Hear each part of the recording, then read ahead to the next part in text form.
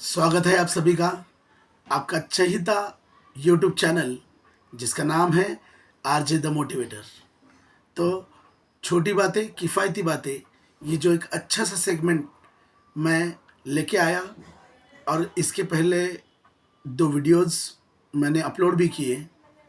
तो लास्ट जो वीडियो था उसमें मैंने जो इन्वेस्टमेंट, पोस्ट ऑफिसेस, बैंक्स और म्यूचुअल फंड या बचत के बारे में, यानी अपनी सेविंग के बारे में मैंने वहाँ पे बात रखी थी।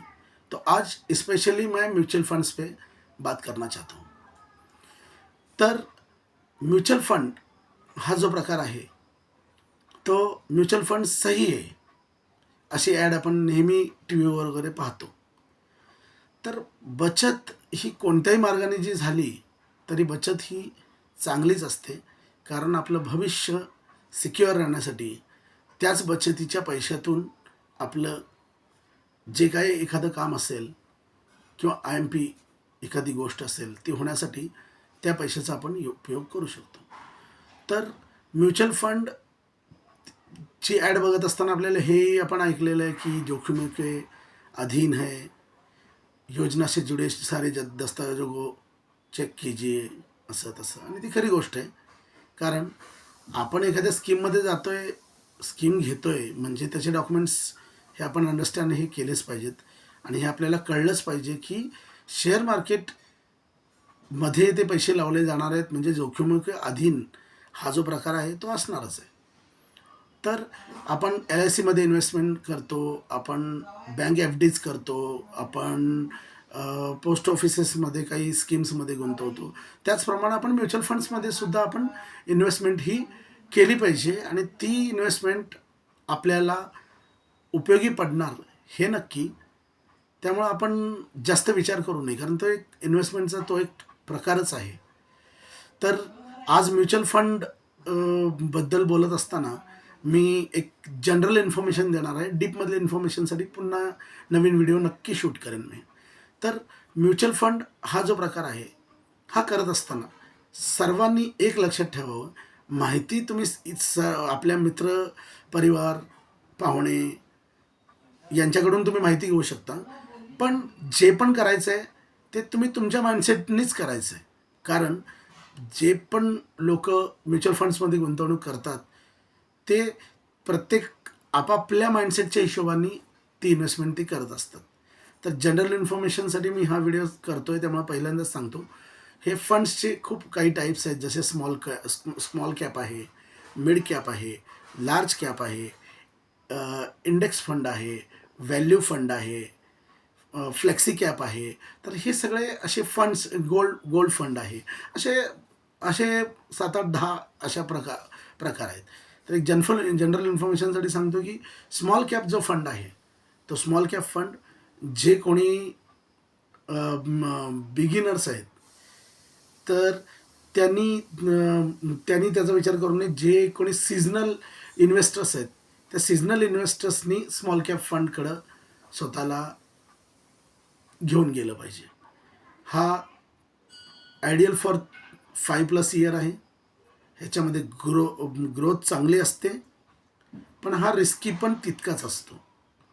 त्यामुळं स्मॉल कॅप फंड यामध्ये सर्व छोट्या कंपन्या जे इमर्जिंग असतात, ज्यांचं उद्देश खूप हायर, म्हणजे हायर रिटर्न, म्हणजे हायर जास्ती फायदा, म्हणजे हायर फायदा मिळवण्यासाठी ह्या कंपन्या छोट्या जरी असल्या तरी त्यांचे एफर्ट्सही तितकेच असतात स्वतःला उभं करण्यासाठी। त्यामुळे हा झाला small cap fund, ideal for seasonal investors.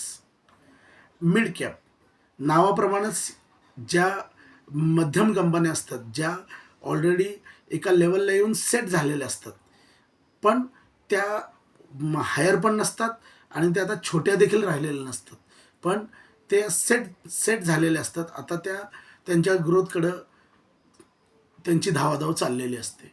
तर या मिड कॅप फंडमध्ये जर आपल्याला इन्व्हेस्ट करायचं असेल तर that is also ideal for 5+ years. ह्याच्यामध्ये सुद्धा हायर ग्रोथ आहे, पण हायर रिस्क देखील आहे, आणि जे कोणी म्हणजे इन्व्हेस्ट करायची ज्यांची इच्छा आहे त्यांना रिस्क घेण्याची तयारी असेल तर मिड कॅप फंडकडं स्वतःला ते म्हणजे अट्रॅक्ट करू शकतात. लार्ज कॅप, आता हा लार्ज कॅप फंड म्हणजेच नावाप्रमाणे ह्याच्यामध्ये सर्व सेट झालेल्या मोठ्या मोठ्या कंपन्या असतात. त्यामुळं हे आयडियल फॉर बिगिनर्स, जे कोणी बिगिनर्स असतील त्यांनी डोळे झाकून लार्ज कॅप फंडमध्ये इन्व्हेस्टमेंट ही केली पाहिजे. आणि ह्याच्यामध्ये रिस्क थोडं कम्पेअर विथ स्मॉल आणि मिड कॅपच्या कम्पेअरमध्ये कमी रिस्क असतं. कारण ह्या कंपन्या मोठ्या असतात त्यामुळे त्यांचं एक पर्टिक्युलर त्यांचा फायदा हा होतच असतो. त्यामुळे तितकं बेनिफिट हे हे कस्टमरला भेटत असतं. त्यामुळं बिंदास जे कोणी बिगिनर्स असतील त्यांनी लार्ज कॅप फंडकडे स्वतःला म्हणजे अट्रॅक्ट केल्यास काही हरकत नाही आहे. फ्लेक्सी कॅप, फ्लेक्सी कॅप म्हणजेच स्मॉल कॅप, मिड कॅप आणि लार्ज कॅप या तिन्ही कॅप म्हणजे तिन्ही प्रकारच्या कंपन्यांमध्ये यांची गुंतवणूक ही केली जाते. त्याला म्हणतात फ्लेक्सी कॅप. त्यामुळं फ्लेक्सी कॅपमध्ये इन्व्हेस्टमेंट करणाऱ्यांनी विचार करावा की that is ideal for 3+ years. याच्यामध्ये सुद्धा कुठलाही लॉक इन पिरियड नाही आहे. आणि ह्याच्यामध्ये रिस्क ठीकठाक आहे. त्यामुळं फ्लेक्सी कॅपमध्ये इन्व्हेस्ट करताना आपला माइंडसेट काय आहे याचा नक्कीच विचार करावा. व्हॅल्यू फंड हा जो प्रकार आहे ह्याच्यामध्ये जे लोक इन्व्हेस्ट करतात त्या लोकांनी विचार करावा की व्हॅल्यू फंड जे आहेत ते एक चांगल्या ज्या कंपन्या आहेत ज्या आत्तापर्यंत ग्रोथ देत आलेल्या आहेत अशा कंपन्यांचा अभ्यास करून ज्यांचं पोटेन्शियल हायर पोटेन्शियल आहे अशा कंपन्या व्हॅल्यू फंडाच्या कॅटेगरीमध्ये येतात. आणि ह्याच्यामध्ये थोडंसं रिस्क हे असतं. हायर रिस्कला हा प्रकार आहे व्हॅल्यू फंडाचा. त्यामुळं विचार करून इन्व्हेस्टमेंट केली पाहिजे. त्यानंतर इंडेक्स फंड. इंडेक्स फंड जो आहे ना या मोठ्या कंपन्या पण निफ्टी आणि सेन्सेक्सवर डिपेंड्स असणाऱ्या टॉप इंडिसेस ज्या असतात त्यामध्ये टार्गेटेड असतात. त्यामुळं जसं इंडेक्स हा जो इंडेक्स फंड आहे तो like a value fund like a large cap आहे.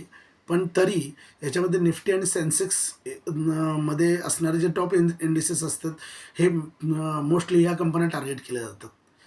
तर हा झाला एक जनरल इन्फॉर्मेशन. जसं आणि गोल्ड फंड, गोल्ड फंडमध्ये एक तुमचं रिटर्न मिळायचं जे एक पर्सेंटेज आहे ते फिक्स आहे. फिक्स म्हणजे म्हणण्यापेक्षा एक ॲव्हरेज आपल्याला एक पर्सेंटेज जे असतं ते 8 to 12% पर्यंत गोल्ड फंडाच्या माध्यमातून आपल्याला रिटर्न्स हे भेटू शकतात. आणि असं म्हणतात की म्युच्युअल फंड्समध्ये ॲटलिस्ट 15% पर्यंत तरी आपल्याला बेनिफिट हे भेटतं. तर आजच्या व्हिडिओच्या माध्यमातून एक जनरली म्युच्युअल फंड्सचे जे काय हे कॅप फंड्स हे जी नावं आहेत आणि त्याची थोडीशी माहिती आहे ते देण्याचा मी प्रयत्न आपण सर्वांना केला. फक्त आपला फंड चूज करताना सगळ्यात महत्त्वाची गोष्ट आपला माइंडसेट काय आहे हा विचार करूनच आपण इन्व्हेस्टमेंट ही केली पाहिजे. आणि इतरांची मतं घ्यायची पण ठरवताना मात्र आपला माइंडसेट काय आहे याचा विचार करूनच इन्व्हेस्टमेंट करायची. म्हणजे जरी त्यामध्ये प्रॉफिट आलं तरी आपण म्हणजे एकदम खुश आणि लॉस जरी आला तरी आपल्याला वाईट वाटणार नाही. कारण आपण आपल्या माइंडसेटने चाललो होतो. कारण आपल्याला इतकी जनरल इन्फॉर्मेशन आपण कलेक्ट केलेली असते प्रत्येक म्युच्युअल फंड चूज करत असताना. तर ॲक्च्युली याच्यामध्ये आणखी डिटेलमध्ये मी व्हिडिओ शूट करेन. पण तुम्हाला एकच सांगतो की कोणताही फंड चूज करत असताना आपण आपल्या माइंडसेटनुसार कोणत्या फंडात आपल्याला जायचं हे डिसाईड करायचं आहे. त्या फंडाची साईज काय आहे याचा विचार करायचा आहे.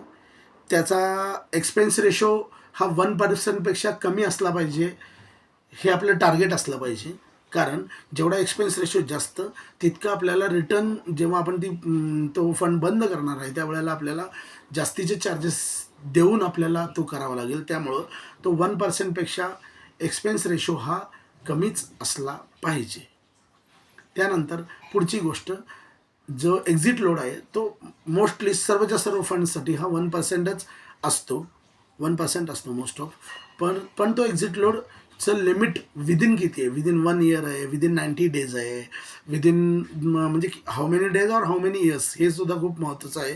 त्याचा सुद्धा विचार केला पाहिजे. आणि रिटर्न्स हे 1, 3 आणि 5 वर्षात हे किती रिटर्न्स, किती पर्सेंटमध्ये ती आपण जो करणार आहे फंड हे देतं, या सगळ्या गोष्टींचा विचार करावा. म्हणजे पुन्हा एकदा मी आपणास म्हणजे याचं कन्क्लुजन सांगतो, ह्या व्हिडिओचं कन्क्लुजन.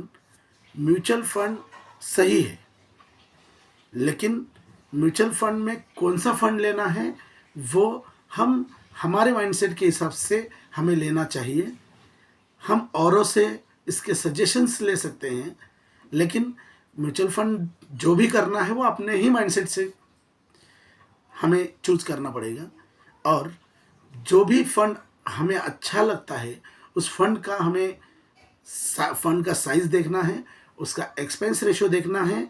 वो एक्सपेंस रेशो 1% से बिलो होना चाहिए, क्योंकि जब भी हम वो फंड बंद करेंगे तो हमें रिटर्न्स जो है वो रिटर्न्स में कटौती ज़्यादा ना हो. एग्जिट लोड जो मैक्सिमम फंड्स में 1% का ही होता है, लेकिन वो एग्जिट लोड विदिन 90 डेज वो जैसे जो भी है उसका भी हमें ध्यान रखना चाहिए. और जो भी रिटर्न्स है वो 1 ईयर में कितना मिलता है, 3 ईयर में कितना मिलता है और 5 ईयर में कितना मिलता है, तो ये भी हमें मद्देनज़र रखते हुए हमें हमारा फंड चूज करना है. तो म्यूचुअल फंड की इन्वेस्टमेंट जिसको सिस्टमेटिक इन्वेस्टमेंट प्लान कहा जाता है वो आप ज़रूर कीजिए, आपके माइंडसेट के हिसाब से कीजिए. तो ऐसे ही अच्छे अच्छे वीडियोस मैं आपके लिए छोटी बातें, किफ़ायती बातें इस सेगमेंट में लेते हुए आऊँगा. तो आपके प्यारे आरजे द मोटिवेटर इस यूट्यूब चैनल को लाइक, शेयर और सब्सक्राइब करना ना भूलिए. धन्यवाद.